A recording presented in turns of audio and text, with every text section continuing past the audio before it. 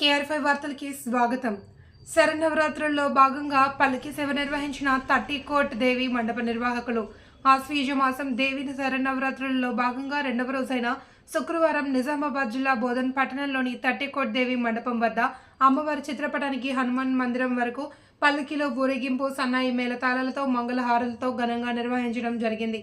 కాలనీలోని అమ్మవారి దీక్ష ఉపాసకులు భక్తులు పెద్దలు చిన్నలు సేవలో పాల్గొన్నారు.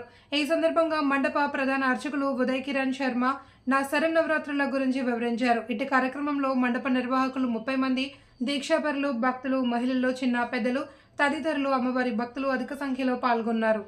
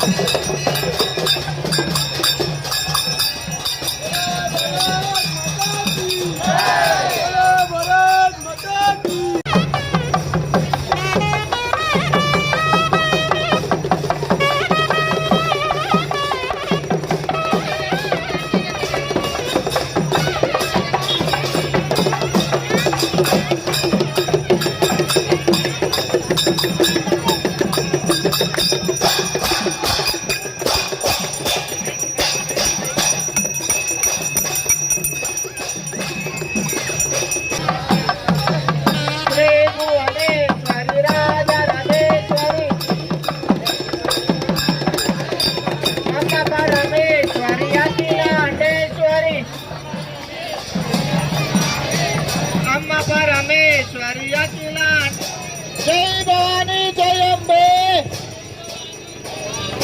जय भवानी जय अम्बे।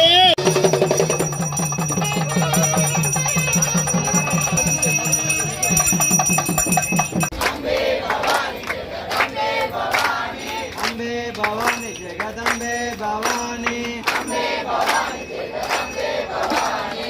अम्मा परमेश्वरी अखिलांडेश्वरी, अम्बे भवानी जगदम्बे भवानी, अम्बे भवानी जगदम्बे भवानी, अम्मा परमेश्वरी। శ్రీమాత్రే నమః. మనకు శరన్నవరాత్రి దేవి శరన్నవరాత్రిలో విశేషంగా అమ్మవారి యొక్క స్వరూపాలని మనం పూజించుకుంటాం. అంటే నవదుర్గా స్వరూపాలని ఉన్నాయి. ఇవి మనం అందరికీ తెలియాలి కాబట్టి నేను ఒక్కసారి శ్లోకం చదువుతున్నాను. మీరందరూ కూడా ఈ స్వరూపాలని పూజిస్తే విశేషమైన ఫలం లభిస్తుందని చెప్పేసి మనకు ఆ దేవి పురాణంలో చెప్పడం జరుగుతుంది. అలానే మనకు ఈ చండీ సప్తశతిలో కూడా చెప్పడం జరుగుతుంది. ఈ శ్లోకం ఏంటంటే, ప్రథమం శైలపుత్రీ చ ద్వితీయం బ్రహ్మచారిణి తృతీయం చంద్రఘంటేతి కూష్మాండేతి చతుర్థకం పంచమం స్కందమాతేతి షష్టమం కాత్యాయని తదా సప్తమం కాళరాత్రేతి మహాగౌరీ చ అష్టమం నవమం సిద్ధదాత్రే చ నవదుర్గా ప్రకీర్తత అనే ఒక శ్లోకం ఉంది. ఈ 9 అవతారాలు 9 రోజు ఒక స్వరూపాలు అన్నమాట. ఈ స్వరూపాలని మనం పూజించుకుంటే అమ్మవారి నుంచి విశేష ఫలాన్ని మనం పొందవచ్చు, అనుగ్రహాన్ని పొందవచ్చు.